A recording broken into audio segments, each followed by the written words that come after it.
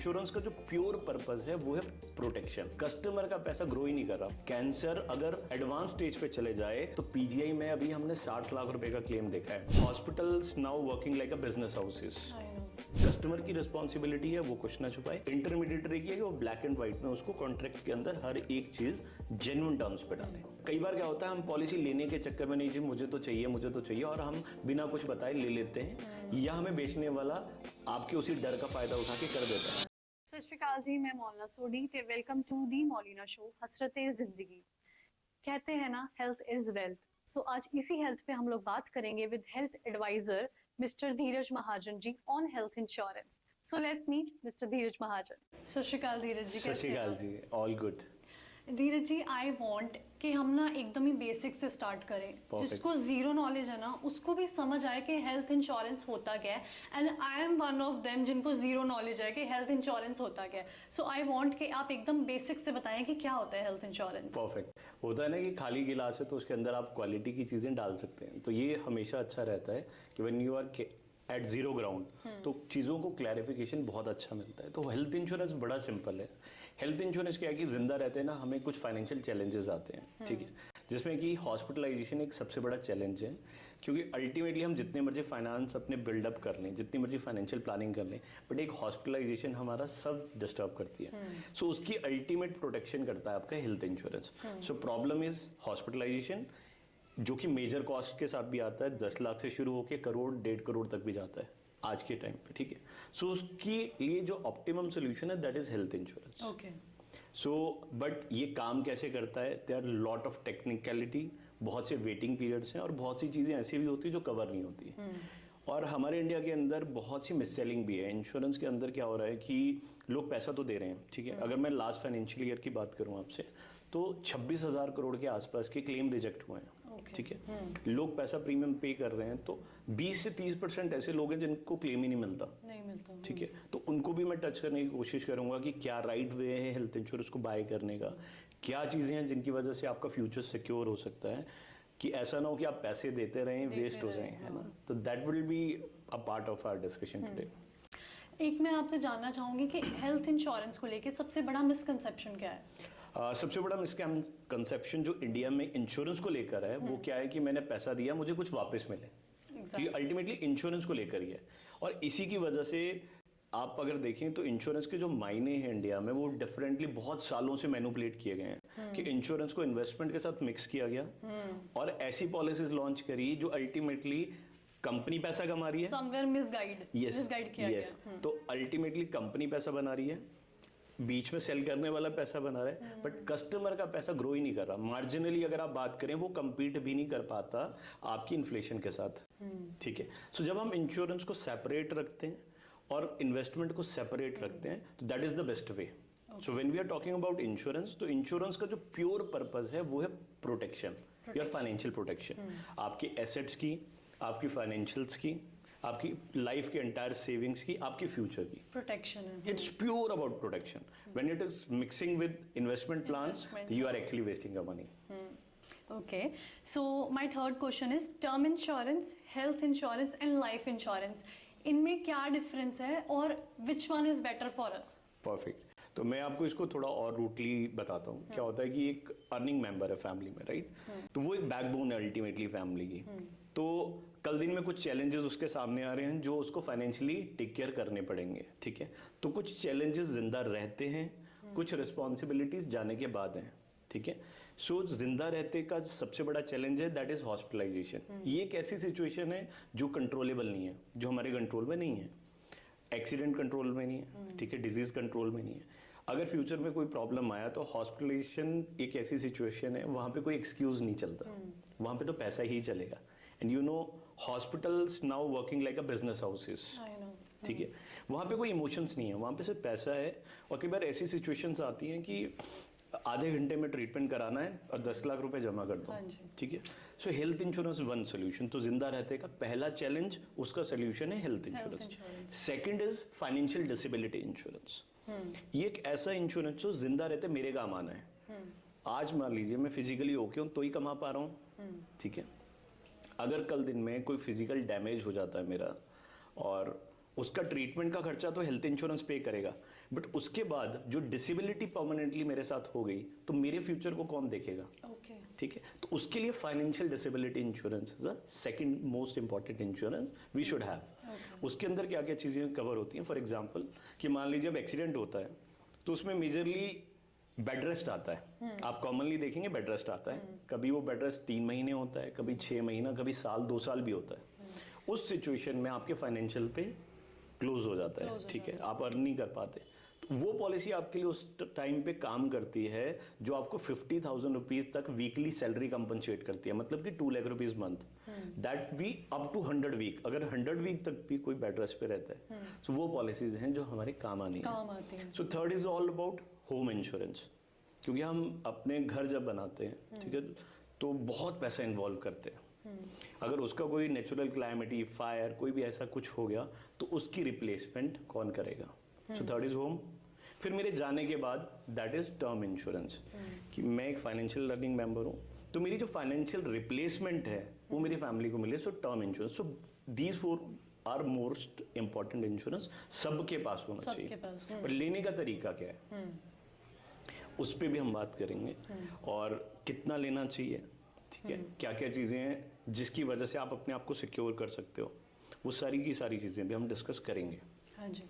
एक धीरज जी, जो हमारे बड़े बुजुर्ग हैं उनका एक पॉइंट ऑफ व्यू होता है इंश्योरेंस को लेके कि क्यों पैसा वेस्ट करना, किसी को कौन सा कुछ हो रहा है, हम तो जिंदा हैं, आप भी ठीक हो, है ना। सो ऐसे पॉइंट पे मैं आपसे जानना चाहूंगी कि आप या हम भी मतलब उनको कैसे कन्विंस करें कि हेल्थ इंश्योरेंस एक बेटर फ्यूचर प्लान है फॉर देम। वंडरफुल। ये जो साइकोलॉजी है इसको हम कहते हैं customer psychology, right.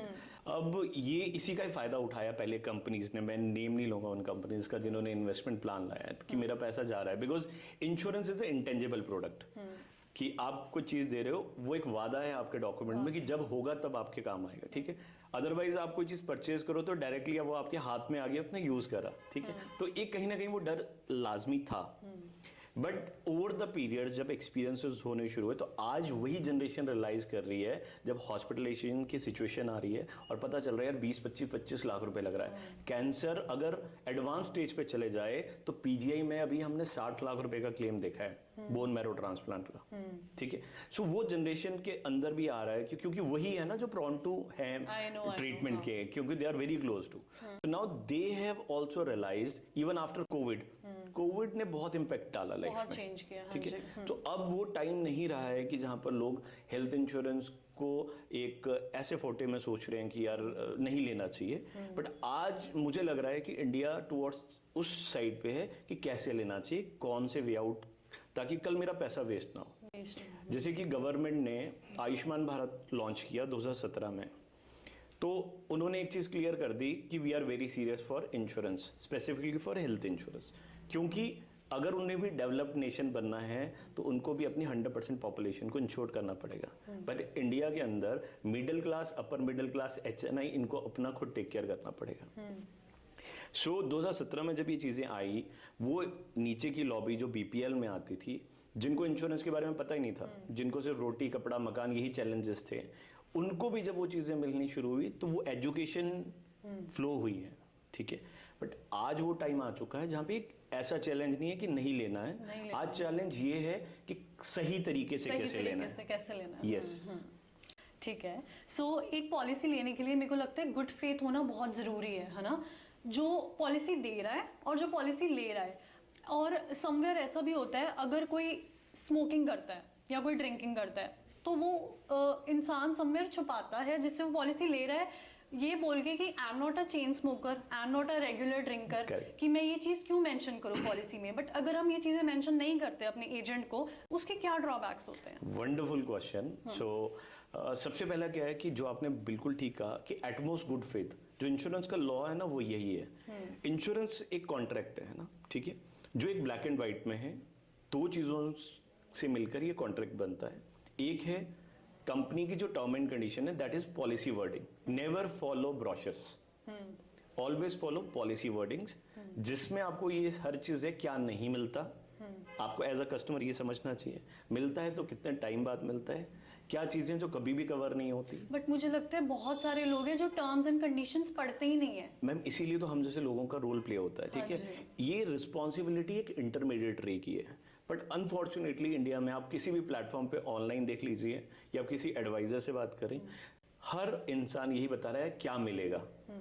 There is no one जो ये बता रहा हो कि क्या नहीं मिलेगा। And we are very proud कि हम लोग इस चीज को ही टच कर रहे हैं, क्या नहीं मिलेगा। We are more focused toward this. Secondly जो आपने चीज बोली कि डिक्लेयर करना, अगर आपने कोई चीज हाइड करी है तो आप कंपनी को राइट दे रहे हैं क्लेम रिजेक्शन का, ठीक है।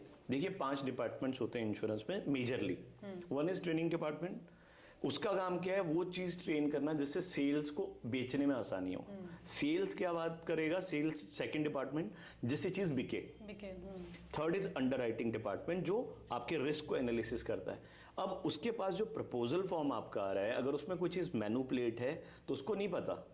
अगर आपका हाइट वेट मैनुपुलेट है, आपकी हैबिट्स मैनुपुलेट है, आपकी हिस्ट्री मेंशन नहीं है, तो वो एक बहुत बड़ी प्रॉब्लम है। वो उसने तो पॉलिसी उसके लिए इशू करी है जो आपने डिटेल दी है, उसके लिए नहीं जो रियल टाइम पे आप थे। तो fourth department is claim department. When it comes the time of claim, तो क्लेम डिपार्टमेंट का पहला काम क्या है, रीजन आइडेंटिफाई करना जिससे क्लेम रिजेक्ट हो। ठीक है। So there is a policy cancellation clause जो कंपनी का राइट है।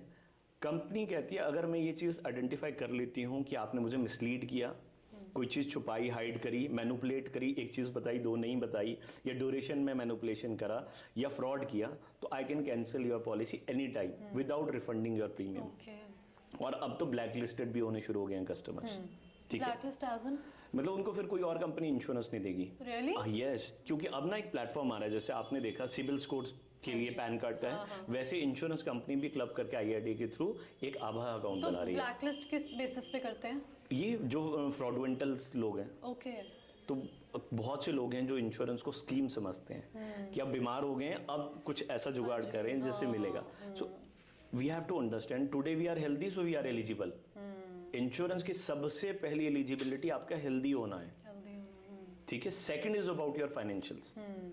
अगर आज आप सोच रहे हैं कि मैं कल लूंगा जब मेरे फाइनेंशियल ठीक होंगे, तो माय डियर कल अगर आप हेल्दी नहीं हुए तो आप जितने मर्जी फाइनेंशियल सॉलिड हो, आपको इंश्योरेंस नहीं मिलेगा, ठीक है। और एक स्पेसिफिक चीज, आपकी हिस्ट्री चाहे स्मोकिंग की हो, आपको बचपन में कभी जॉन्डिस भी रहा हो, कभी बचपन में स्टिचेस भी लगे हों, या कभी भी लगे हों, पैदा होने से लेकर अभी तक, हर एक चीज को डिटेल में कंपनी को बताइए। अपने ब्लैक एंड व्हाइट में कॉन्ट्रैक्ट को सॉलिड बनाना है आपको।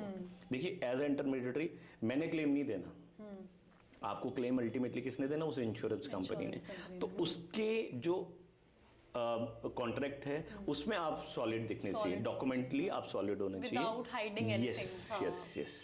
तो यही सबसे बड़ा ग्रे एरिया है जिसपे हम लोग काम कर रहे हैं, ठीक है। Lot of challenges are coming, ठीक है, बिकॉज अभी भी लोगों को लगता है नहीं यार बताना नहीं चाहिए, नहीं बताना चाहिए, ठीक है। क्यों बताना है?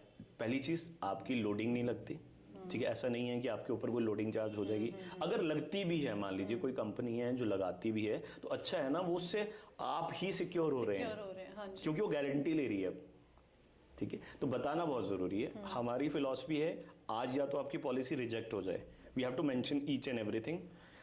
अगर एक बार एक्सेप्ट होगी तो कल आपका क्लेम रिजेक्ट नहीं होना चाहिए। Why to waste your money? मुझे कौन राइट देता है कि मैं आपका पैसा वेस्ट करूं? So this is my responsibility collectively with customer. Customer की रिस्पॉन्सिबिलिटी है वो कुछ ना छुपाए, इंटरमीडिएटरी की है कि वो ब्लैक एंड व्हाइट में उसको कॉन्ट्रैक्ट के अंदर हर एक चीज जेन्युइन टर्म्स पे डाले। सो मैं आपसे जानना चाहूंगी कि अगर एक पर्सन है, उसने पॉलिसी ली और 1-2 साल बाद वो डायग्नोस हो गया with the chronic disease, correct, तो उसको वो जो पॉलिसी है वो ही सेम कंटिन्यू होगी या उसको किसी नए तरीके से दूसरी पॉलिसी लेनी पड़ेगी? वंडरफुल। पहली चीज तो क्या है, लाइफ लॉन्ग रिन्यूअल के साथ पॉलिसीज आती हैं। हेल्थ इंश्योरेंस 1 साल का कॉन्ट्रैक्ट होता है, अब कुछ कंपनी 3 साल के लिए भी देती है, अब कुछ कंपनी ने 5 इयर्स का भी देना शुरू किया है, ठीक है। अगर पॉलिसी लेने के बाद आपको कोई चीज क्रॉनिकली डायग्नोज हो गई है तो वो पॉलिसी कंटिन्यू रहेगी। बट प्रॉब्लम क्या है? प्रॉब्लम क्या है, आप अपना कवर नहीं बढ़ा सकते। ओके। आप अपना सम इंश्योर्ड मान लीजिए, आज आपने गलती से सस्ता लेने के चक्कर में 5 लाख या 10 लाख का ले लिया, ठीक है। आपको लगा कि आपने 10,000 रुपए बचा लिए, बट आप 10,000 नहीं बचा रहे, आप अपने करोड़ों का नुकसान कर रहे हो, ठीक है। सो आज आप मेडिकली फिट हो तो buy a right sum insured. अब प्रॉब्लम यहाँ पे फिर आती है इंटरमीडिएटरी और कंपनी के एंड से वो क्या आती है, फीचर्स। फीचर्स के जाल में आपको बुन दिया जाता है कि जैसे डाबर च्यवनप्राश के साथ डाबर हनी फ्री मिलता था ना, it's just a selling preposition. वैसे हेल्थ इंश्योरेंस में क्या है, auto restoration, booster benefit, refill benefit, कि सर आपका 10 लाख खत्म हो गया तो फिर 10 लाख देंगे, फिर 10 लाख देंगे, नो आइडिया। ठीक है, फीचर्स विद नो फ्यूचर। आपको टीएनसी को फॉलो करना है। इंश्योरेंस कंपनी के पास ये टर्म एंड कंडीशन है कि प्रोडक्ट मॉडिफाई कर सकती है वो। आप कहाँ जाओगे, और कल आप मेडिकली फिट नहीं हुए तो आप सम इंश्योर्ड नहीं बढ़ा पाओगे। सो इसीलिए today is the right time अच्छे से समझ के हर एक चीज long term point of view से लेना है। For example today your age is 30 for example, right? So 77 ये is the average age in India, right? So आपको 47 ईयर्स देखने अगले। सो इन्फ्लेशन को भी देखना है, ठीक है? तो हर एक चीज को समझ के इंश्योरेंस लेना है। सो एक हेल्थ इंश्योरेंस पॉलिसी लेने के लिए मिनिमम कवर कितना रहता है, और क्या वो कवर डिपेंड करता है सिटीज़ पे भी? Tyre 1, tyre 2, for example tyre 1 में आ जाता है जैसे Mohali, tyre 2 for example small cities like Khanna, है ना? ऐसा भी कुछ होता है?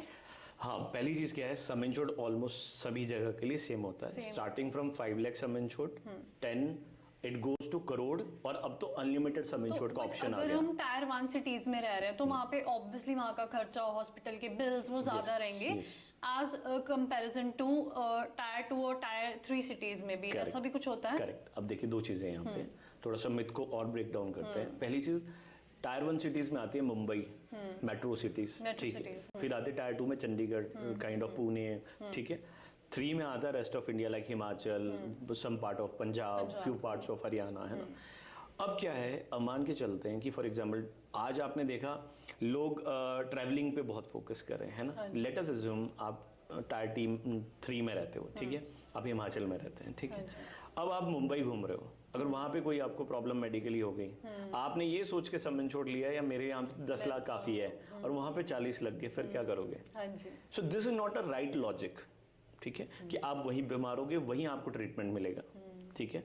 सो ये लोग से बेचने के टाइम पे थोड़ी चीजें, yes. So long term point of view देखना है आपको हमेशा, बिकॉज कल यहाँ पे भी महंगा होना है, ठीक है? और कल आपको नहीं पता कि वो बीमारी कितने की होगी, भगवान ना ही करे कभी हो। मैं तो इस इंटेंशन से प्रीमियम पे करता हूँ कि परमात्मा मुझे, मेरी फैमिली को कुछ ना हो, ठीक है? ये वो दान है जो मेरा पैसा कहीं ना कहीं किसी के काम बुरे समय में आ रहा है, ठीक है? बट अगर अल्टीमेटली मुझे भी जरूरत पड़ी तो मैं किसी पे डिपेंडेंट नहीं हूँ, क्योंकि रिश्ते कहने के लिए तो बहुत होते हैं, but when it comes to the financial, आज लोगों के पास इजी बहाने हैं कि यार अभी पेटीएम कर दिया, अभी मैंने उसको यूपीआई कर दिया। अब निकाल के देख लीजिए, आप अपने कॉन्टेक्स्ट में बात करें, 20 लाख मांगो किसी से, 10 लाख मांगो, कोई नहीं दे पाएगा। ये उनको मिलता है जिनका HNI सेगमेंट है, उनको पता है कि ये पे भी कर सकता है, मिडिल क्लास को कहाँ देता है कोई? So ultimately this is our responsibility. अभी जो आपने बात करी कि ये पे कर सकता है, मिडिल क्लास को कौन देता है कहीं, तो सेम उसी से रिलेटेड मेरा क्वेश्चन है कि क्या health insurance cover person to person भी वेरी करता है according to their salary and their jobs में भी? हेल्थ इंश्योरेंस में फाइनेंशियल एलिजिबिलिटी पे कोई चीज मैटर नहीं करती, मैटर करता है आपकी मेडिकल पे। अगर आपकी कोई मेडिकल हिस्ट्री है, हो सकता है कि आपकी कोई ऐसी मेडिकल हिस्ट्री हो जिसमें आपको पॉलिसी मिले ही ना, ठीक है? बट कई बार क्या होता है, हम पॉलिसी लेने के चक्कर में, नहीं जी मुझे तो चाहिए, और हम बिना कुछ बताए ले लेते हैं, या हमें बेचने वाला आपके उसी डर का फायदा उठा के कर देता है, तो ultimately that is the wastage of money, तो आपको नहीं लेना चाहिए, ठीक है? एथिकली लेना चाहिए। दूसरा, कई बार ऐसा होता है कि हमारी कुछ मेडिकल हिस्ट्री ऐसी होती है जहां पर हमें 25 लाख रुपए मैक्सिमम कवर मिलेगा, तो अब जितना मिल रहा है मैक्सिमम उस पर ही जाना चाहिए आपको, ठीक है? अगर यू आर हेल्दी तो you have to think for long term. So मेरा मानना पर्सनली क्या है, जो मिडिल क्लास है, अपर मिडिल क्लास है, हम लोगों के लिए सबसे ज्यादा जरूरी क्यों है, हमें ज्यादा जरूरत है बजाय कंपैरिजन टू HNI सेगमेंट, क्योंकि हमारे पास फाइनेंशियल चैलेंजेस बहुत हैं। एक एवरेज फैमिली की जो सेविंग होती है वो 10 लाख बनने में ही 10-10, 15-15 साल लग जाते हैं, और एक हॉस्पिटलाइजेशन सब उड़ा देती है, ठीक है? So I encourage everyone, when you are buying your health insurance, पहली चीज फीचर्स पे रिलाई नहीं करना, सम इंश्योर्ड सही लेना, डिक्लेयर सब कुछ करना, ये नहीं सोचना है कि टायर में यहाँ पे रह रहा हूँ तो यहाँ सस्ता है कल वहाँ हूँ। क्योंकि बहुत से ऐसे ट्रीटमेंट है जो यहाँ पे नहीं होंगे, शायद दिल्ली जाना पड़ेगा, एग्जैक्टली, हाँ। हो सकता है मुंबई जाना पड़े, बट ये भी हो सकता है मैं ट्रैवल कर रहा हूँ, वहाँ पे कोई प्रॉब्लम हो गई। क्योंकि मोस्टली लोग, मुझे लगता है, ये देखते हैं कि हमारे नियर बाय वो हॉस्पिटल्स वो हैं या नहीं, पॉलिसी लेते हुए, मुझे ऐसा लगता है। Yes, इवन हम भी ऐसे ही करते हैं, हम देखते हैं कि हमारे जो नियर बाय हॉस्पिटल्स हैं वो उसमें इंक्लूड है या नहीं, तो ये एक नहीं, ये देखना भी जरूरी हाँ, है, ये भी जरूरी है, ये भी जरूरी है, बट आई एम सेइंग कि कॉम्प्रोमाइज सम इंश्योर्ड पे नहीं करना आपको कवर। अच्छी कंपनी में जाना है, फीचर पे नहीं जाना, प्लेन इंश्योरेंस प्लेन होना चाहिए, सम इंश्योर्ड अच्छा होना चाहिए, वो आपकी फ्यूचर की सिक्योरिटी है। ये फीचर आपकी सिक्योरिटी नहीं है, ये कंपनी की सिक्योरिटी है। क्योंकि कंपनी को अच्छा है ना कि 10 लाख की आप पॉलिसी लोगे, 4-5 साल बाद तो इन्फ्लेशन की वजह से 10 लाख कुछ नहीं होगा, तो वो सेफ है कि 10 लाख से ऊपर का क्लेम नहीं आएगा। अगर मेरा for example today I am covered for 3 CR, मेरा खुद का हेल्थ इंश्योरेंस 3 करोड़ का है, ठीक है। अब मेरा रिस्क ज्यादा है, कल दिन को अगर वो क्लेम आएगा अगर 3 करोड़ तक की लिमिट तक का, तो उनको देना पड़ेगा, हाँ, ठीक है। सो दैट्स व्हाई कंपनी हमारे जो साइकोलॉजी है ना डिसीजंस की, उनको इस तरीके से ब्रेक करती है। ठीक है। और कुछ लोगों को ये लगता है कि सारी हेल्थ इंश्योरेंस पॉलिसी सेम होती है, बट उन लोगों को ये नहीं पता कि कुछ पॉलिसीज ऐसी भी होती है जिसमें सारी डिजीजेस कवर नहीं होती, ऐसा भी होता है? देखिए, ऑलमोस्ट स्टैंडर्ड गाइडलाइन की जब हम बात करते हैं तो वेटिंग पीरियड्स और परमानेंट एक्सक्लूजन ऑलमोस्ट सिमिलर से होते हैं, कुछ कंपनी में थोड़ा बहुत ऊपर नीचे होता है। तो थोड़ा सा काम कैसे करती है हेल्थ इंश्योरेंस, मैं आपको ये बताता हूँ। जब आप हेल्थ इंश्योरेंस बाय करते हैं और वो पॉलिसी इशू हो जाती है विद जेन्युइन टर्म्स, तो पहले दिन से एक्सीडेंट रिलेटेड जितनी भी हॉस्पिटलाइजेशन चैलेंजेस है वो कवर्ड होते हैं। 24 घंटे की मिनिमम हॉस्पिटलाइजेशन होनी चाहिए वैलिड। आज ये भी बड़ा ट्रैप है हॉस्पिटल, क्योंकि वो तो बिजनेस वाले हैं, वो क्या कहते हैं, आपके पास इंश्योरेंस, आप लेट जाओ, आपको जरूरत तो नहीं है 24 घंटे एडमिट होने की, आपके ना इतने सारे टेस्ट हो गए तो वो पूरा हो जाएगा। बट वो क्लेम्स नहीं मिलते क्योंकि वहां पे वैलिड हॉस्पिटलाइजेशन नहीं बनी। सो पहली चीज, वैलिड हॉस्पिटलाइजेशन क्लेम ही पे होता है, ठीक है। सो 24 घंटे की अगर ऐसी कोई हॉस्पिटलाइजेशन होती है ड्यू टू एक्सीडेंट तो वो कवर्ड है। उसके अलावा कुछ डे केयर प्रोसीजर्स होते हैं। आज टेक्नोलॉजी इतनी एडवांस हो चुकी है, साइंस इतनी एडवांस है, जहां पर ट्रीटमेंट आज से 10 साल पहले 3 दिन में होता था। फॉर एग्जांपल मोतिया का ऑपरेशन, ठीक है, स्टोन का ऑपरेशन, वो आज 2 घंटे 1 घंटे में हो जाता है, ठीक है। सो वो प्रोसीजर्स भी कवर होते हैं। 30 डेज के बाद नई बीमारियां कवर होना शुरू होती हैं। नई बीमारियों का मतलब है जो पैदा होने से लेकर अभी तक आपको नहीं थी ना आपको पता था, ठीक है। उसके अलावा जो प्री एग्जिस्टिंग है, जो पहले कभी थी, ठीक है, उससे रिलेटेड कोई प्रॉब्लम आ जाती है, अगर आपने बताया है तो कंपनी टू कंपनी वेरी करेगा। किसी में 4 साल बाद कवर होती है, किसी में 3 साल बाद कवर होती है, किसी में 2 साल बाद कवर होती है, तो वो कवर्ड होंगी। अगर नहीं बताया तो आप पैसा वेस्ट कर रहे हैं, वो पॉलिसी कैंसिल होने वाली है। ट्रांसपेरेंट रहना I think is very important, सबसे बेस्ट है, सबसे बेस्ट है।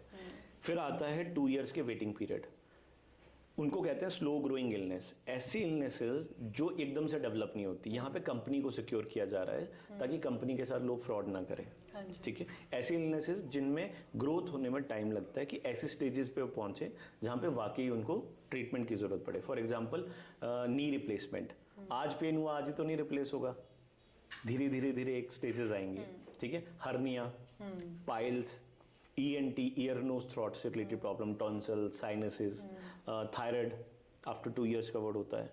लेडीज की जितनी भी गायनिक प्रॉब्लम होती है, यूट्रस रिमूवल, सिस्ट, ये आफ्टर 2 इयर्स कवर होता है। मेल्स की यूरिनरी ट्रैक से रिलेटेड प्रॉब्लम जितनी भी होती हैं वो भी 2 साल बाद कवर होती हैं। फॉर एग्जांपल प्रोस्टेट, वो कब होता है जब एज बढ़ती है, ठीक है, तो वो 2 साल बाद कवर होती है। जो लोग पूरा दिन खड़े रहते हैं उनकी पाँव की नसें स्वेल करना शुरू करती हैं, ब्लू हो जाती हैं, इट्स कॉल्ड वेरिकोवास्कुलर डिजीज, ये भी 2 साल बाद कवर होती है। फिर आता है कि बाय बर्थ ही हमारे अंदर इंटरनल कुछ डिफेक्ट्स होते हैं, ये वाला पॉइंट आपको चेक करना है कि वो कहीं कंपनी के परमानेंट एक्सक्लूजन में तो नहीं है। जब आप ले रहे हैं तो इंटरनल कंजाइनेंटल डिजीज ये जरूर देखना है कि वो 2 साल के बाद कवर होना चाहिए। ये 148 तरह के डिफरेंट ऑर्गन डिफेक्ट्स होते हैं। मैन्युफैक्चरिंग डिफेक्ट कहते हैं इसको, जमांदड़ू बीमारी कहते हैं, बाय बर्थ ही होती है। फॉर एग्जाम्पल कि दिल में छेद है, जैसे जैसे एज बढ़ी तो हार्ट का साइज बढ़ा तो होल भी बढ़ा तो प्रॉब्लम आनी शुरू हुई, तो पता चला। कुछ लोगों को 50 साल की उम्र में पता चलता है कि बाय बर्थ सिंगल किडनी है। कुछ लोगों के दोनों किडनी है बट एक साइड पे है। हार्ट की आर्टरीज पूरी तरह डेवलप नहीं है। आईज का पिपल ये पूरी तरह डेवलप नहीं, तो ऐसे 148 डिफरेंट ऑर्गन डिफेक्ट होते हैं, ये 2 साल बाद कवर होते हैं। मेजर ऑर्गन ट्रांसप्लांट 2 साल बाद कवर होता है, ठीक है। तो ये वेटिंग पीरियड्स हैं। हाँ जी। फिर आता है परमानेंटली एक्सक्लूजन। ऐसी कौन सी बीमारियां जो कभी भी कवर नहीं होती? तो सबसे पहला आता है जो सबसे इम्पॉर्टेंट है, और क्योंकि हम पंजाब में बैठे हैं, क्लोज टू हिमाचल, हरियाणा, ठीक है। सो एल्कोहल इज अ हैबिट, ठीक है, काफी लेवल तक है। हाँ जी। सो बहुत से लोगों का ये मिथ है कि मेरा हेल्थ इंश्योरेंस है और वो कवर्ड है। It's a permanent exclusion. आप एल्कोहल यूज करते हैं, स्मोकिंग, टोबैको, कोई भी सब्सटेंस यूज करते हैं, कोई भी नशा करते हैं, उसकी वजह से फ्यूचर में कोई इम्पैक्ट आता है आपकी बॉडी पे, तो उससे रिलेटेड क्लेम पे नहीं होता, नहीं मिलता। ओके। बताना जरूरी है। अगर आप नहीं बताते तो आपका डेंगू का क्लेम भी रिजेक्ट हो सकता है, ओके। क्योंकि वहां पे एटमोस्ट गुड फेथ वाला लॉ ब्रेक कर रहे हैं आप। तो बताना जरूरी है, बट आपको ये भी समझना है कि ये चीजें कवर नहीं होती। क्यों?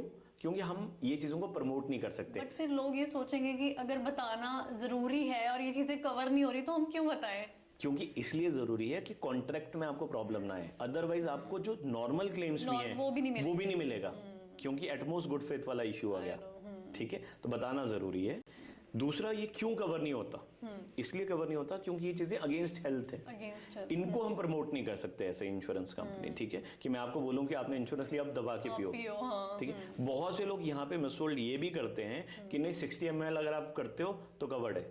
नो, ऐसा नहीं है। होता क्या है कि कुछ लोगों को 30 ml भी बॉडी को इम्पैक्ट कर देता है, किसी को 2 बॉटल्स भी नहीं करते, ठीक है। ये तो बॉडी की टेंडेंसी पे बॉडी टू बॉडी, हाँ। जहां पे उस चीज ने जिसकी बॉडी पे इम्पैक्ट किया वो प्रॉब्लम क्रिएट करेगा, क्लेम नहीं मिलेगा। Second, adventure sports. हम लोग यंग जनरेशन, हम लोग एडवेंचर स्पोर्ट्स करते हैं, bungee jumping, scuba diving, sky diving, river rafting, ऐसी कोई भी चीज करते हैं, तो उसमें अगर कोई इंजरी होती है तो that is not covered by any health insurance company. ये मुझे नहीं पता था, ठीक है। तो ये बहुत से लोगों को नहीं पता है, मतलब जिनके पास 10 साल से भी हेल्थ इंश्योरेंस, उसको नहीं पता है। रीजन, कस्टमर ये पूछता है क्या मिलेगा, और बेचने वाला भी ये बताता है क्या क्या मिलेगा। हम लोग ये बताते हैं क्या नहीं मिलेगा, ठीक है। यू हैव टू अंडरस्टैंड कि आपको पता होना चाहिए चीजें नहीं है। बट अगर हम ये इंश्योरेंस कंपनी को बताए ही ना कि कोई एडवेंचर स्पोर्ट करते हो, ये इंजरी हुई है, व्हाटएवर, सो मैम इन्वेस्टिगेशन, ठीक है। इंश्योरेंस में इन्वेस्टिगेशंस होती हैं, ठीक है। आप ये सोचें कि आज ना चीजें बहुत ही डिफरेंट है, डायनेमिक्स बहुत डिफरेंट हैं, ठीक है। तो आप ये अगर इस मिथ में चल रहे हैं तो मैं उसकी कोई गारंटी नहीं देता आपको, ऐसा नहीं होने वाला, ठीक है। बेटर है आप जब भी ये चीजें करें तो अपने रिस्क पे, जो कराता है वही नहीं आपकी गारंटी लेता, वो आपसे लिखवा के लेते हैं, ठीक है, सेल्फ डिक्लेरेशन लेते हैं, ठीक है। तो ये इसलिए है। वॉर हो गया, बहुत से लोग आपने देखा कि प्रोटेस्ट में चले जाते हैं, वहां पे कोई इशू हो गया, नॉट कवर्ड। तो आपको ध्यान रखना है। सेल्फ इंजरी, खुद को ही मार लिया या सुसाइड अटेम्प्ट करने की कोशिश करी, not covered. Sexual transmitted disease, not covered. Mental health कुछ लेवल तक अब कवर होना शुरू हुआ है, otherwise it was a permanent exclusion. तो ऐसे बहुत से एक्सक्लूजन है जो आपको समझना है। अब लोगों का ये डाउट होगा फिर कवर क्या है, ठीक है। तो ये 15-20 चीजें हैं, बट लाखों बीमारियां अगर आप सर्च करोगे, अगर आप हार्ट की एक बीमारी को सर्च करोगे तो उससे रिलेटेड आपको 100 से 200 बीमारियां निकल आएंगी। कैंसर आपको मल्टीपल टाइप्स के दिखेंगे, किडनी प्रॉब्लम्स आपको मल्टीपल टाइम की दिखी, आईज से रिलेटेड प्रॉब्लम आपको मल्टीपल, तो लाखों बीमारियां हैं, तो वो दैट इज कवर्ड। तो ऐसा नहीं है कि सब कवर्ड नहीं है, वो चीजें सिर्फ एक्सक्लूडेड हैं जो लॉजिकली कवर्ड नहीं होनी चाहिए, जिनको हम एनकरेज नहीं कर सकते। कॉस्मेटिक चेंजेस, हेयर ट्रांसप्लांट, अच्छा, मेरा ये भी क्वेश्चन था कि क्या कॉस्मेटिक सर्जरी आती है? नहीं, कॉस्मेटिक कवर्ड नहीं होता। क्या है, इंश्योरेंस एडवांटेज लेने के लिए नहीं है, इंश्योरेंस आपकी सिक्योरिटी के लिए, उन चीजों के लिए है जहां पर आप जबरदस्ती नहीं करें। अब डेंटल क्या है, आपकी नेग्लिजेंसी है। अगर मैं अपनी डेंटल हेल्थ मेंटेन नहीं करूँ तो नेग्लिजेंसी है ना, वो नेग्लिजेंसी इंश्योरेंस कभी पे नहीं करता। बट अगर एक्सीडेंट हो गया, दांत टूट गया, इम्प्लांट हो, that is covered from the day 1। Face खराब हो गया due to accident, cosmetic covered है। बट मैं खुद से चेंजेस कराना चाह रहा हूँ, not covered. Hair transplant, not covered. एक पॉलिसी में मिनिमम एंट्री एज और रिन्यूअल एज कितना होता है? वंडरफुल। मिनिमम एज 3 मंथ्स है, और मैक्सिमम एज की अब कोई लिमिट नहीं है। अब लिमिट नहीं अब है, कोई लिमिट नहीं है। क्योंकि समटाइम्स मेरे को लगता है कि पॉलिसीज कैंसिल हो जाती थी, क्योंकि मुझे पता है मेरी मम्मा की हुई थी, वो 65 के जब हो गए थे तो उन्होंने बोला कि अब आप ही सेम जो पॉलिसी आप कंटिन्यू नहीं कर सकते, क्योंकि 65 से अबव एज हो गई है आपकी। ऐसा तो नहीं होना चाहिए, बिकॉज लाइफ लॉन्ग रिन्यूअल तो सभी के लिए है। ओके। एंट्री एज में प्रॉब्लम था पहले। age में, एंट्री मान लीजिए कोई 66 का है तो 90% कंपनी में एंट्री नहीं मिलती थी, तो फ्यू ऑप्शंस थे, ठीक है। आज आईआरडी ने वो भी सारी चीजें ओपन कर दी, any age but medically fit होना चाहिए। Medically fit. मेडिकली एलिजिबिलिटी क्या है आपकी। तो मान लीजिए बाईपास सर्जरी किसी की हुई है या किसी को स्टंटिंग हुआ है, तो वहां पे डाउट रहता है कि मुझे अब हेल्थ इंश्योरेंस नहीं मिलेगा। देयर फ्यू कंपनी जो उनको भी पॉलिसी देती है, ठीक है। मान लीजिए मैंने किडनी डोनेट करी है, ठीक है, मेरी ट्रांसप्लांट नहीं हुआ है, डोनेट हुई है, तो उस केस में भी मिल जाती है हेल्थ इंश्योरेंस, ठीक है। सो ऐसे बहुत से मिथ हैं लोगों के कि यार मैं हाइड कर लूँ तो ठीक रहेगा। इवन आज ऐसे भी ऑप्शंस हैं, लाइक डायबिटीज़ है, अस्थमा है, किसी को थायराइड है, या किसी को हाइपरटेंशन का इशू है या कोलेस्ट्रॉल का इशू है, अगर वो बताते हैं और वो चाहते हैं 30 डेज बाद कवर हो जाएं, तो वो भी ऑप्शंस अवेलेबल हैं। तो आज बताने में ज़्यादा बेनिफिट जितना आपका है उतना छुपाने में हो ही नहीं सकता आपका, वो आपका नुकसान ही नुकसान है। बहुत लोगों का ये भी क्वेश्चन रहता है कि मुझे जो चश्मा उतरवाने की सर्जरी, जिसको लेसिक सर्जरी भी कहते हैं, कि क्या वो वाली सर्जरी भी हेल्थ इंश्योरेंस में कवर होती है? देखिए क्या है, फिर ये कॉस्मेटिक से रिलेटेड आ गया, ठीक है, कि आप चाह रहे हैं, ठीक है, तो these things are not covered. जहां पे आपको मेडिकली रिक्वायर्ड हैं चीजें, ठीक है, तो उसके अकॉर्डिंग वो कवर्ड होती है। ओके। तो वो अगर मेडिकली प्रूव है कि प्रॉब्लम है तो है। I don't know, maybe this question like will be sound so funny, but I'll ask, कोई बात नहीं। Please. अगर एक पर्सन ज़्यादा हेल्दी और ज़्यादा मोटा कह लो, मोटा है, और इन कंपैरिजन टू वो पर्सन जो पतला है, सो क्या जो इंसान मोटा है उसको ज़्यादा प्रीमियम भरना पड़ेगा? डेफिनेटली, क्योंकि Okay. लोडिंग, क्योंकि उनका रिस्क ज़्यादा है। BMI बॉडी मास इंडेक्स होता है, Okay. ये मेडिकली सबसे ज़रूरी चीज़ आती है, ठीक है। सो अगर बहुत ज़्यादा ओवरवेट है, BMI 35 से ऊपर है, तो पॉलिसी नहीं मिलेगा, ठीक है। Okay. अभी मतलब मैं नाम कोट नहीं कर सकता, हमें किसी ने अप्रोच करा ऑनलाइन के थ्रू और कि हमें आपकी कंसल्टेंसी चाहिए, तो वी डू कंसल्टेंसी, ठीक है। तो हम ऑडिट कराना चाहते हैं अपनी हेल्थ इंश्योरेंस का। उनकी किसी कंपनी से 5 साल से हेल्थ इंश्योरेंस चल रहा है, 50 लाख ईच। अब वो 2 ब्रदर्स हैं और उनके यूट्यूब में 20 मिलियन से ऊपर के फॉलोअर्स हैं, ठीक है, और बहुत अच्छा है उनका, और they are doing extremely well in their field, बहुत बड़ा नाम है, ठीक है। उनके फादर ने हमें अप्रोच किया। अब जब पॉलिसीज डिस्कस हुई, मेडिकल हिस्ट्री हम लेते हैं, हम एक एक डिटेल लेते हैं, जब पता चला कि उनका वेट, एक का वेट है 148 kg, सेकंड का है 139, मैम का भी ओवरवेट है हाइट के अकॉर्डिंग, उनकी BMI थी 41, सर की सबसे फिट सर थे, बट उनको पेसमेकर डला हुआ था, तो कोई भी एलिजिबल ही नहीं था, बट उनसे हर साल 2-2.5 लाख रुपए प्रीमियम लिया जा रहा है। तो हमने कहा कि सर जब तक आप मेडिकली फिट नहीं होते तो तब तक हम नहीं कर सकते। बट देखो उनको और एडवाइजर आके कोई और कंपनी का 3-3 करोड़ का सम इंश्योर्ड अप्रोच कर रहा है। Then he came back to me, क्या करना चाहिए धीरज जी? मैंने कहा सर नहीं, you have to wait, you are not eligible, we tried. हम लोग प्री कंसल्टेंसी भी करते हैं कंपनी से, प्री अंडरराइटिंग करवाते हैं, नहीं हुआ उनका एक्सेप्ट। अगर एक्सेप्ट होता तो BMI में लोडिंग लगती, तो अच्छी बात है। तो ज्यादा बेटर है, जितने हेल्दी हैं ना, मैंने शुरू में कहा, तो आप सही स्टेज पे बैठे हैं, ले लीजिए, हाँ। Yes, उस तो टाइम today is का the वेट right मत time करिए कि जब आप बीमार हो। करेक्ट। फैमिली फ्लोटर प्लान लेना चाहिए या इंडिविजुअल हेल्थ पॉलिसी? ठीक है, अब फैमिली फ्लोटर को लोग अमूमन क्या समझते हैं कि बेटर है, क्योंकि इजी टू मेंटेन है, एक ही पॉलिसी है। थोड़ा लोगों को ये लगता है कि सस्ता पड़ रहा है, फिर इंश्योरेंस के लिए सस्ता है, हमारे लिए नहीं है। क्यों? क्योंकि वो जो 10 लाख, 20 लाख, 25 लाख या 50 लाख का अपना सम इंश्योर लिया, वो 4 लोगों में डिवाइड हो रहा है, ठीक है। अगर मैं इंडिविजुअल लूं या मल्टी इंडिविजुअल फैमिली फ्लोटर लूं, सबका 50-50 लाख रुपए या 1-1 करोड़ रुपए मैंने लिया, तो उसमें मेरी 20% के आसपास कॉस्ट बढ़ जाएगी या 40% बढ़ जाएगी। बट वो 40% मेरे को 3 टाइम भी तो कवर बढ़ा रहा है, सबका अपना अपना है। तो अल्टीमेटली फिर ये डिपेंड करता है कि आपकी पॉकेट, आपका विजन कितना क्लियर है। When you are buying a insurance, आपका पर्पस और विजन सबसे पहली चीज है जो क्लियर होना चाहिए। अगर शॉर्ट टर्म बाय कर रहे हैं तो आप गलती करेंगे 100%, तो आप छोटा सा इंश्योर लेंगे, शायद आप फैमिली फ्लोटर की तरफ ज़्यादा फोकस करेंगे, ठीक है। आपको लगेगा आज मैं कुछ पैसे बचा रहा हूँ, वो पैसे बहुत ज़्यादा नहीं बचा रहे आप, लॉन्ग टर्म पे बड़े प्रॉब्लमेटिक है। आई गिव यू एग्जाम्पल, मैं एक अच्छा सा कंपनी का आपको एग्जाम्पल देता हूँ, जो टॉप एंड 3 कंपनीज हैं उनमें से मैं आपको एक कंपैरिजन देता हूँ कि 36 to 45 ये age group majorly, 2 adult 2 children, ठीक है। चंडीगढ़ सिटी का ले लेते हैं प्रीमियम, ठीक है। अगर वो 10 लाख की पॉलिसी ले रहे हैं तो उनको 36,000 प्रीमियम पे करना है अप्रॉक्सीमेटली, ठीक है। अगर 1 करोड़ की लेते हैं तो उनको 61-65 के आसपास पे करना है, ठीक है। अब प्रीमियम एज स्लैब चेंज होंगे तो बढ़ेगा, तो ओवर द पीरियड 10 लाख वाली पॉलिसी में अगले 20 साल में जो उसने प्रीमियम पे किया वो होगा 8.5 लाख, और 1 करोड़ में कितना पे किया होगा उसने, एनी आइडिया? नहीं। तो लोगों को क्या लगता है कि अगर इसका 8 लाख है तो 10 गुना, मतलब 80 लाख, ठीक है, डबल ट्रिपल हाँ कि 10 गुना होगा, ठीक है। बट नहीं, वो 16 लाख प्रीमियम है। So by paying only 8 lakh rupees in next 20 year additionally, आपके पास सोचिए कवर कितना बड़ा है और सिक्योर है आप, प्लस नो क्लेम बोनस। सो आप 1 करोड़ 80 लाख अपना ज्यादा सिक्योर कर रहे हैं, सो 8 लाख बचा के आपको वो नुकसान है।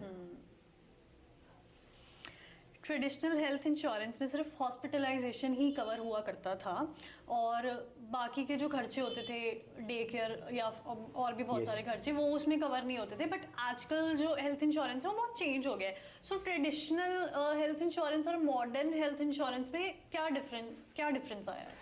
देखिए, डायनामिक्स बहुत ज़्यादा डिफरेंस हुए हैं, बिल्कुल ठीक है, बट कुछ चीज़ें ओवर ज़्यादा हो चुकी हैं, बहुत ज़्यादा फीचर्स बनाए जा रहे हैं, कंफ्यूजन बहुत ज़्यादा क्रिएट की जा रही हैं, क्योंकि हर कोई कंपनी अपनी तरफ अट्रैक्ट करना चाहती है, ठीक है। फीचर्स मैंने आपको शुरू में कहा, ठीक है।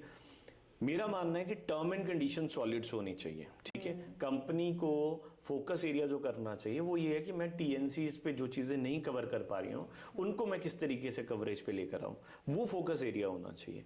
अगर कोई लिमिटेशंस हैं उनको हटाना चाहिए, जो हटाया भी है। ट्रेडिशनल पॉलिसीज में बहुत सी लिमिटेशंस होती थी। मान लीजिए कि आपने टायर 3 सिटी में पॉलिसी परचेज की, टायर 1 सिटी में ट्रीटमेंट कराने जा रहे हो तो कोपेमेंट लगती थी आपके, आज वो नहीं लगती, वो अच्छी चीज़ हुई है, ठीक है, वो अप्रिशिएबल है।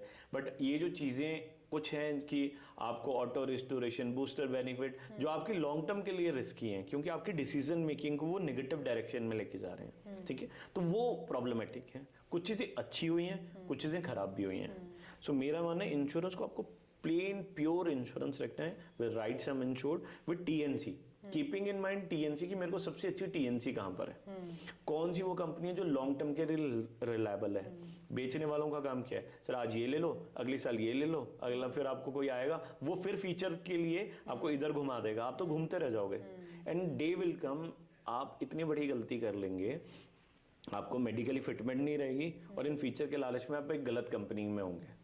सो आज आपके पास टाइम है, today you have to take one time decision for your long term, go with the right company. So इसीलिए इंश्योरेंस कंसल्टेंसी बहुत इंपॉर्टेंट है।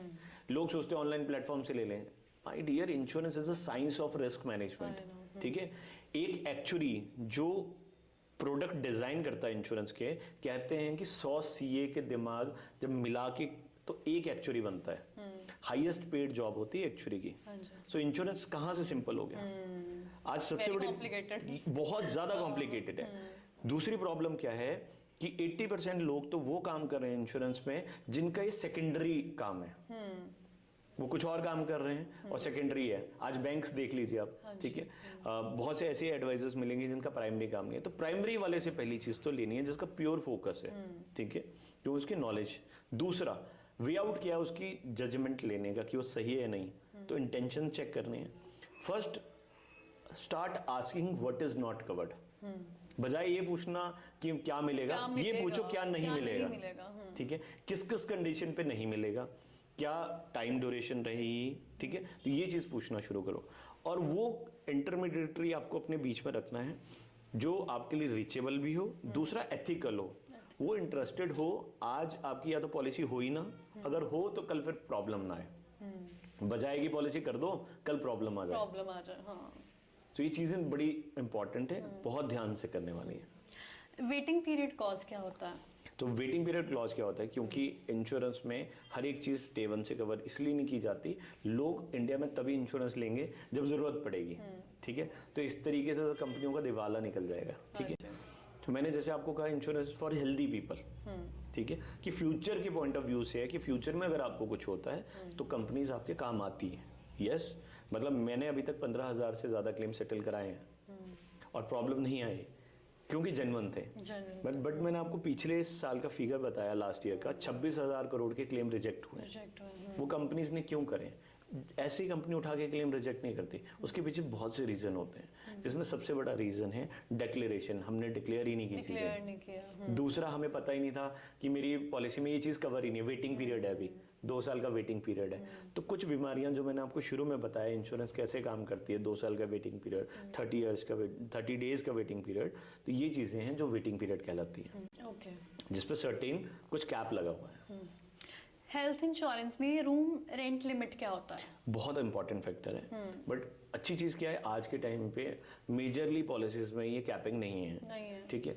Single standard room at least covered है, और या तो कुछ कंपनीज पे एनी रूम है।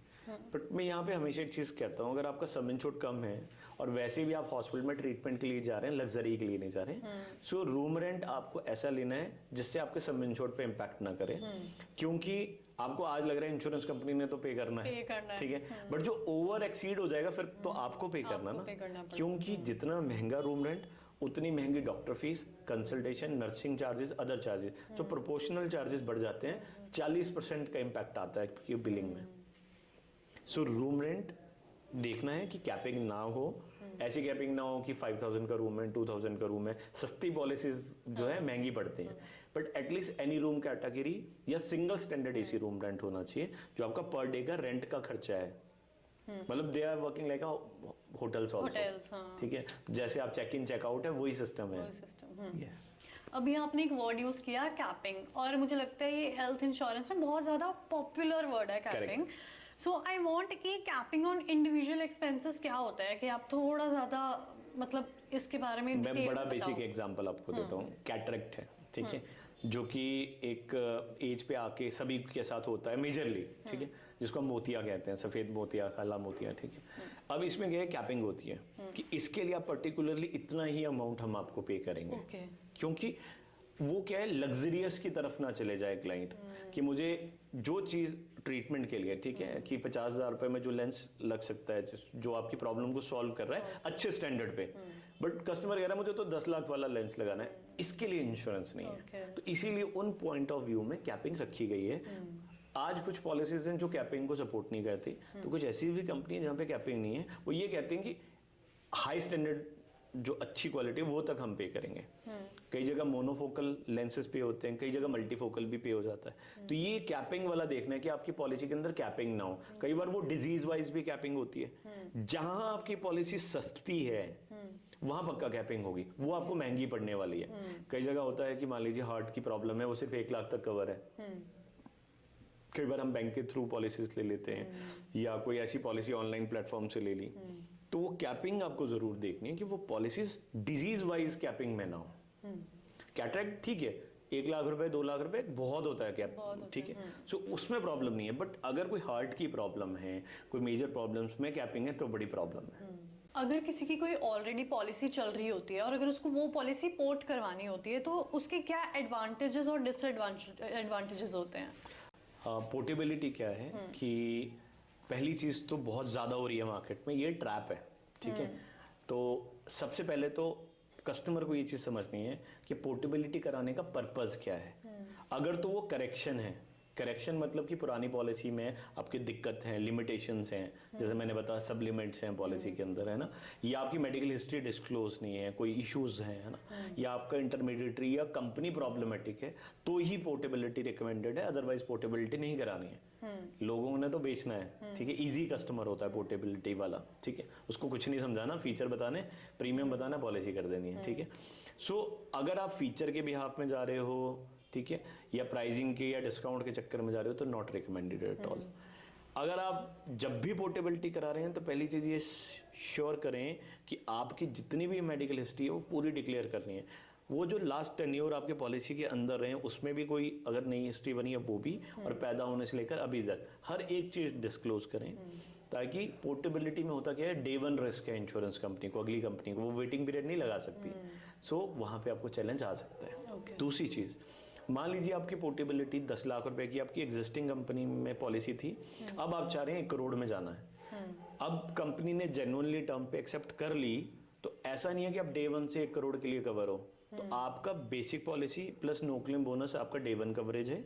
बाकी बढ़े हुए सम इंश्योर्ड में आपका वेटिंग पीरियड आएगा। डे 1 से एक्सीडेंट कवर होगा, तो डे 1 से तो 1 करोड़ एप्लीकेबल है। पीरियड कितना रहता है? जैसे वही सेम सेम एक्सीडेंट डे 1 से पूरा 1 करोड़ तक कवर होगा। 30 डेज बाद वो पूरा एप्लीकेबल होगा नई डिजीज पे, ठीक है। 2 साल का वेटिंग पीरियड प्री एग्जिस्टिंग का वेटिंग पे पूरा एप्लीकेबल होगा। तो ये चीज भी आपको क्लियर रखनी है। ओके, कैशलेस क्लेम सेटलमेंट क्या होता है? कैशलेस ही तो इसकी ब्यूटी है हेल्थ इंश्योरेंस की, ठीक है, कि आप हॉस्पिटल में गए, ठीक है। और मैं हेल्थ इंश्योरेंस में बड़ा सिंपल समझता हूँ कि ये ना रिप्लेसमेंट है आपके बड़े भाई की, ठीक है, जो आपके बुरे समय में, अच्छा एग्जांपल है ना, हाँ। बुरे समय में आपको अपना कार्ड देता है कि यार टेंशन क्यों ले रहा है, शो करो और पे करके निकल जाओ, ठीक है। सो ये कैशलेस वही फैसिलिटी है कि आप जाते हैं हॉस्पिटल में, अगर आप जेन्युइन हैं, कैशलेस इज अ फैसिलिटी उन लोगों के लिए जो जेन्युइन है। अगर क्लेम डाउटफुल है तो वो रिजेक्ट हो जाएगा। इसका मतलब ये नहीं आपका क्लेम रिजेक्ट हुआ है, वो फैसिलिटी रिजेक्ट हुई है। कंपनी इन्वेस्टिगेशन करना चाहती है आपके, तो रिम्बर्समेंट में आपको बुलाएगी। तो रिम्बर्समेंट मतलब कि आप अपनी पॉकेट से पे करोगे, पूरे के पूरे डॉक्यूमेंट सबमिट करोगे। इट्स यहाँ आता है इंटरमीडिएटरी का रोल। इवन कैशलेस में भी इंटरमीडिएटरी का रोल आता है। कल की बात बताता हूँ, एक क्लाइंट थे यमुनानगर के, उनके बच्चे को एडमिशन हुआ और हर्निया के लिए वो ऑपरेट कराने गए। 4th ईयर के आसपास पॉलिसी थी, तो वेटिंग पीरियड में कवर थी क्योंकि हर्निया 2 साल बाद कवर होता है। बट गॉल ब्लैडर भी निकल आया। अब कंपनी को लगा कि मेरे पास पोर्टेबिलिटी के थ्रू आए हैं, तो इन्होंने मुझे नहीं बताया, तो एजेंट ने हाथ खड़े कर दिए, कोई क्लेम में सपोर्ट नहीं हुआ, ठीक है। हमें पता चला, हमने वो इन्वेस्टिगेशन टीम को डाल दिया उस एक्स कंपनी की, और 4 आवर्स के बाद वो चीज़ें क्लियर आउट हुई कि वो फर्स्ट टाइम पता चला है और वो क्लेम अप्रूव हो गया, ठीक है। तो यहाँ पे इंटरमीडिएटरी का रोल आता है कि वो कैशलेस भी अरेंज कराने में कितना सक्षम है। ये जो लोग ऑनलाइन प्लेटफॉर्म की तरफ जा रहे हैं, डिस्काउंट के ट्रैप में आ रहे हैं, इनको वो प्रॉब्लम उस टाइम आनी है, क्योंकि आपके अच्छे डिसीजन है या बुरे हैं आपको तब पता चलेगा आपका जब सबसे बुरा समय होगा। अगर आप उसका वेट कर रहे हैं तो डेफिनेटली आप प्रॉब्लम को वेलकम कर रहे हैं। तो इसलिए कैशलेस स्मूथ हो, प्रोफेशनल के थ्रू होगा। कैशलेस बहुत अच्छी फैसिलिटी है और ये हमें प्राइवेट हॉस्पिटल में मिलती है। होपिंग कि फ्यूचर में शायद गवर्नमेंट में भी ये आए। आज कुछ ऐसी कंपनीज भी हैं जिन्होंने अपने ही डेस्क लगा दिए हैं हॉस्पिटल में कि आपको कैशलेस और इजीली मिल सके, आपको कोई ट्रबल ना हो। डिस्चार्ज का टाइम आता है जब, तो फाइनल सेटलमेंट में बहुत टाइम लगता है, तो यहाँ पे इंटरमीडिएटरी रोल प्ले करता है। तो इंश्योरेंस बहुत टेक्निकल चीज है। टेक्निकल चीज है। यस, तो cashless is the beauty of health insurance. कुछ इंश्योरेंस कंपनी बोलती हैं कि हमारा टाई अप 300 हॉस्पिटल्स के साथ है, कुछ इंश्योरेंस कंपनी बोलती है कि हमारा टाई अप 500 हॉस्पिटल्स के साथ है। तो कैसे पता लगे कि कौन सी हेल्थ इंश्योरेंस कंपनी हमारे लिए बेस्ट है? हमेशा मैंने कहा आपको काउंसलिंग की जरूरत है। देखिए क्या है, हर चीज का एक एक्सपर्ट है और इंश्योरेंस बहुत टेक्निकल चीज है, ठीक है। अगर आपको लॉयर आपके पास अच्छा हो तो आप स्ट्रांग है, डॉक्टर है, एथिकल डॉक्टर है आपके पास है तो आप स्ट्रांग है, ठीक है। आपका फ्यूचर स्ट्रांग है, सिक्योर है। वैसे इंश्योरेंस अभी क्या हो रहा है कि इंडिया में वो चला आ रहा है। अगर आप फॉरेन को देखें, कनाडा, यूएस को प्रेफर करें, तो वहाँ पे प्रोफेशनल लोग हैं, वो कंसल्टेंसी लेते हैं डॉलर्स में, ठीक है। हम भी कंसल्टेंसी चार्ज करते हैं, बड़ा मिनिमम सा, जस्ट इट्स अ बिगनिंग, ठीक है। सो जो लोग रिस्पॉन्सिबिलिटी के साथ काम कर रहे हैं ना, वो आपके लिए सॉल्यूशन क्रिएट कर पाएंगे। वो नहीं कि जिनका सेकेंडरी काम है, जो सिर्फ फॉरेन ट्रिप्स क्वालिफाई करने के लिए, पॉक्स के लिए, इंसेंटिव के लिए काम कर रहा है या एडिशनल इनकम के लिए काम कर रहा है। आपको पता है इंश्योरेंस में बहुत टाइम से एक प्रैक्टिस हो रही है कि जो पावर को होल्ड करता है उनकी फैमिली मेंबर को दे दी जाए लाइसेंस, तो इजिली बिकेंगी, ठीक है। इनकम टैक्स ऑफिस है या किसी को भी ऐसे वो फोकस करते हैं कि जहां से निकल रहा है। अब उनको सिर्फ ये बताया जाता है आपको इतना मिलेगा, आप इतने का बिजनेस कर दो। अरे ultimately there is a huge sentimentals which is attached, है ना। मेहनत का पैसा है किसी का जो बहुत लंबे समय से उसने जोड़ा है और उसको वो इन्वेस्ट कर रहा है, तो there is a huge responsibility. Casual attitude वाले लोग मुझे नहीं लगता कि आर द रियल सोर्स। ये चीज़ ध्यान रखनी है। कुछ लोग जो वर्किंग है और हेल्थ इंश्योरेंस ये सोच कर नहीं लेते कि हमें तो कॉर्पोरेट हेल्थ इंश्योरेंस मिलता है ना, और मुझे लगता है उनके कॉर्पोरेट जो हेल्थ इंश्योरेंस है उसमें वो सब कवर नहीं होता जो इंडिविजुअल हेल्थ इंश्योरेंस में होता है। तो उनको ऐसा नहीं है कि कॉर्पोरेट हेल्थ इंश्योरेंस भी बुरा होता है, I am not saying that, but individual health insurance में मुझे लगता है ज़्यादा फीचर्स होते हैं, तो आप उनके लिए क्या कहना चाहेंगे? देखिए कॉर्पोरेट भी बहुत ज़रूरी है, ठीक है, वो बट क्या है कि इसको सिंपल टर्म्स में समझते हैं। कॉर्पोरेट इंश्योरेंस आपका ना, गाड़ी में कितने टायर्स होते हैं? 4 5। ये 5th टायर है, स्टेपनी। अच्छा, ये स्टेपनी है, Step, ठीक है। जो 4 टायर्स हैं वो आपके सॉलिड होने चाहिए। आपकी गाड़ी जिंदगी की बेसिक टायर पे चलनी है, ठीक है। अब लोगों की क्या मेंटालिटी है कि मेरे पास कॉर्पोरेट इंश्योरेंस है तो अभी क्या ज़रूरत है, बिकॉज आज आप हेल्दी हैं तो आपको लेना है, इसलिए ज़रूरत है for your future, not for today, ठीक है, पहली चीज़। दूसरा, कुछ लोगों का ये मिथ है मैं एक सस्ता सा टॉपअप ले लेता हूँ जो मुझे 4,000 रुपये में 1 करोड़ का, वही बात आ गई, सस्ता मतलब, ठीक है, हाँ। वो ट्रैप किस मैं टॉपअप ले लेता हूँ और वो मेरे को छोटे पैसे में कवर ज़्यादा मिल रहा है, ठीक है। ये वैसा ही है कि आप गाड़ी खरीदने गए शोरूम में, आपने कहा मैं ना 2 लाख रुपए बचाना चाहता हूँ, मेरे चारों टायर हटा दो, मैं तो मनी माजरा से सेकंड हैंड टायर लगवाऊंगी, ठीक है। अब और स्टपनी में मिशलिन की रखूंगी, ठीक है। अब जब गाड़ी हाईवे पे दौड़ेगी तो वो तो ब्लास्ट होना ही होना है, तो मिशलिन तो काम आना ही नहीं है, ठीक है। सो इसीलिए प्लीज बी सीरियस। इंश्योरेंस अगर इतना ही सस्ता, इतना ही आसान होता तो कंपनीज इतनी बेवकूफ नहीं है जो 4,000 रुपए में मैं आपको 1 करोड़ 2 करोड़ दे देगी, ठीक है। These are the only tactics to gain more money from your pocket. पता है कि अभी रिस्क नहीं आना, जब आएगा तो प्रोडक्ट मॉडिफाई कर लेंगे या विड्रॉ कर देंगे, तो प्राइस ऊपर जाएंगे बहुत, तो वही आपका डिसीजन आपके लिए प्रॉब्लमेटिक हुआ। सो आज अच्छी बात है, अच्छी चीज़ क्या होती है ग्रुप इंश्योरेंस में, डे 1 कवर होता है, क्योंकि वो टेलर मेड पॉलिसी होती है, उसमें कोई वेटिंग पीरियड नहीं होता, तो वो आपको हेल्प आउट करता है। इमीडिएट कोई प्री एग्जिस्टिंग इशू आ गया या वहाँ आ गया तो वो बहुत अच्छी ब्लेसिंग्स हैं, ठीक है, जो कि आपका एम्प्लॉयर आपको दे रहा है, ठीक है। जैसे कि बहुत से कई ऐसे लोग होते हैं जो मेडिकली एलिजिबल ही नहीं होते हेल्थ इंश्योरेंस के लिए, तो उनके लिए अल्टीमेट सोल्यूशन वही है, ओके, ठीक है। So when it comes to your personal life towards your future, तो आपको अपना पर्सनल तो होना ही चाहिए, उसके ऊपर आपको अगर ये मिल रहा है तो वो ब्लेसिंग्स है। Okay, so Dheeraj ji, this is my last and most important question, जो मुझे लगता है कि हर एक के मन में ये सवाल चलता होगा कि ऐसे कौन से टॉप 3 कंपनीज हैं, है ना, हेल्थ इंश्योरेंस के लिए, जहां से हम अपना हेल्थ इंश्योरेंस लें?